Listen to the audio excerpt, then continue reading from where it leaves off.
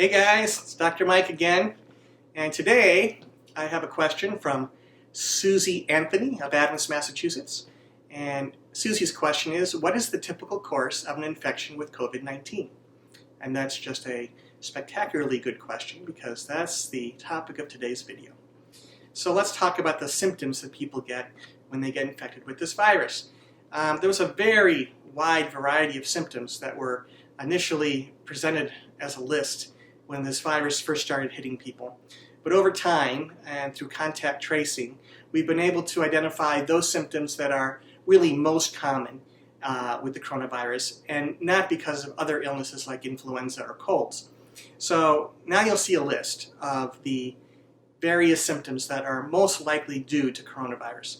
The most important thing to understand here is that coronavirus, the COVID-19 virus, is largely a respiratory illness. So most of the symptoms are respiratory symptoms. The first 5 symptoms on this list are the ones we see in most patients, and the last 5 symptoms you see are uncommon symptoms, but definitely associated with the coronavirus. Fever, chills, cough, shortness of breath, fatigue, sometimes very severe fatigue, and muscle aches are present in most people who get this infection.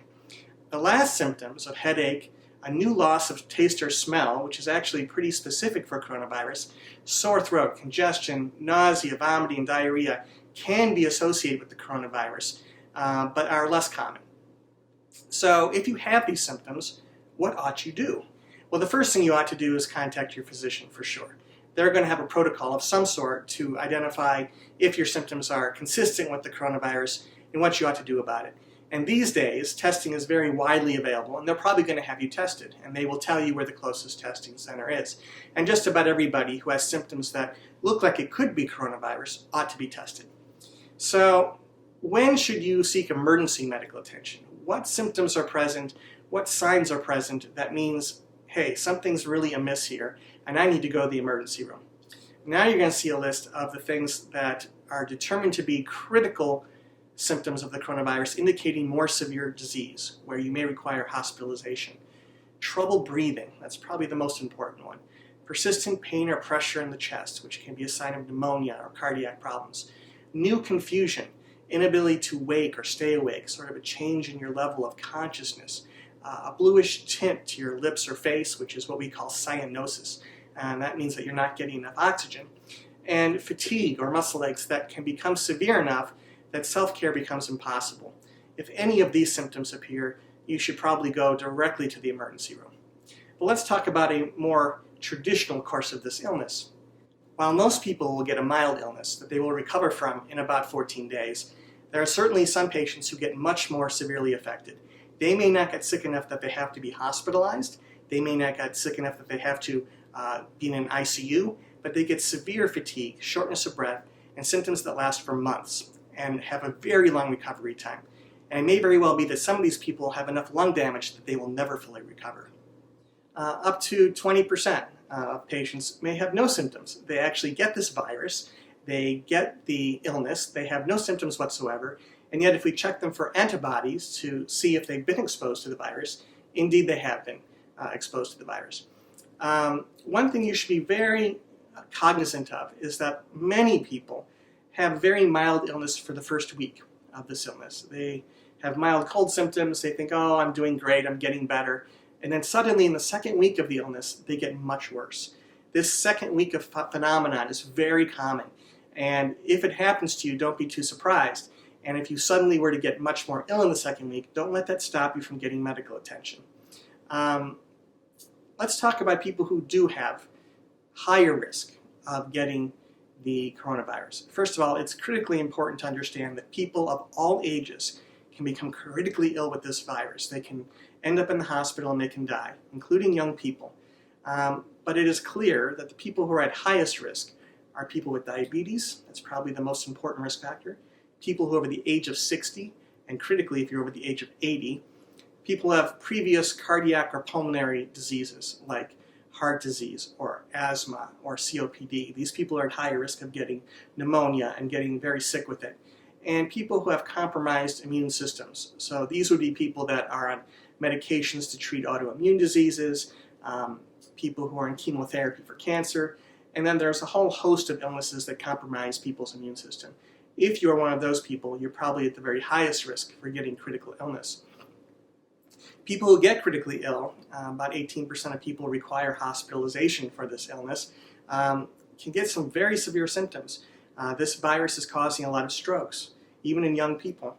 I think it's very clear that this virus attacks the blood vessels of the body.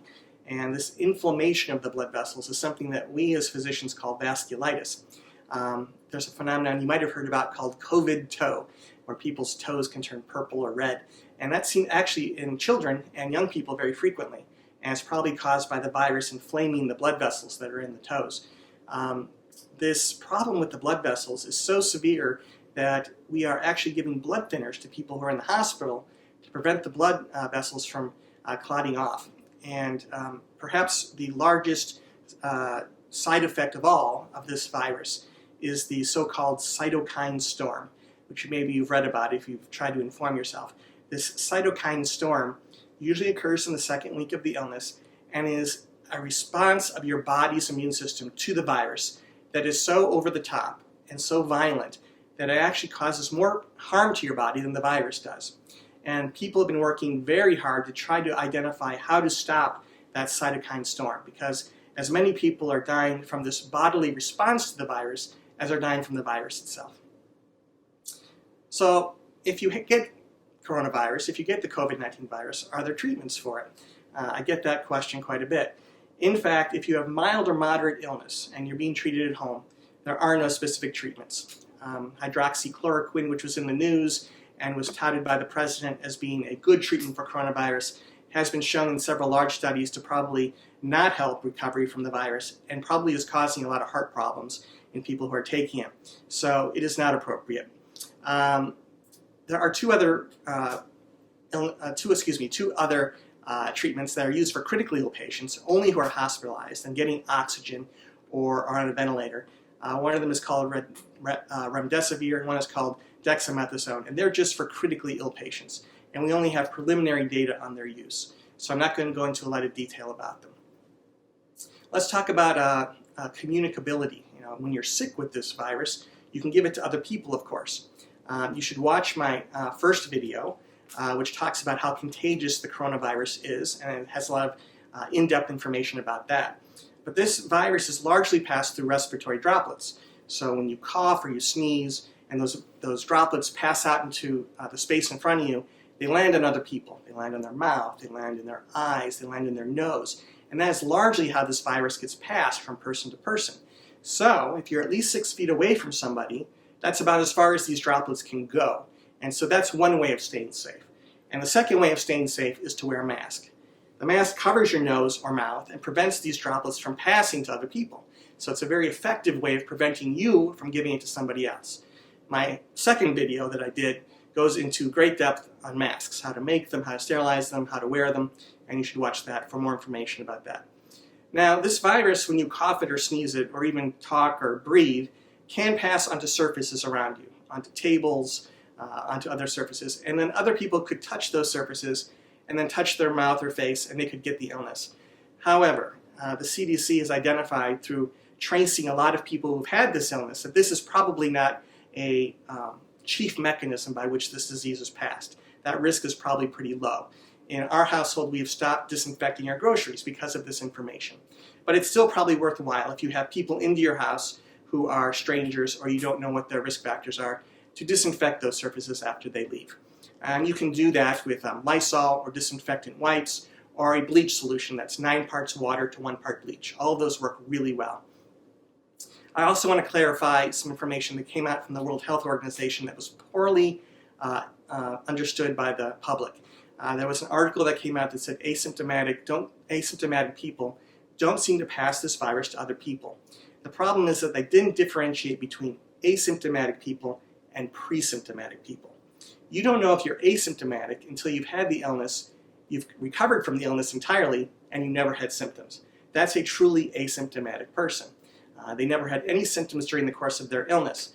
And those people probably don't pass the virus to other people as much as people who have symptoms of the virus. However, you don't know until the illness is completely gone if you were just pre-symptomatic. Perhaps you were feeling great until day 6, and then on day 6 you got sick. Well, those first 5 days you could have given that illness to somebody else. You weren't asymptomatic.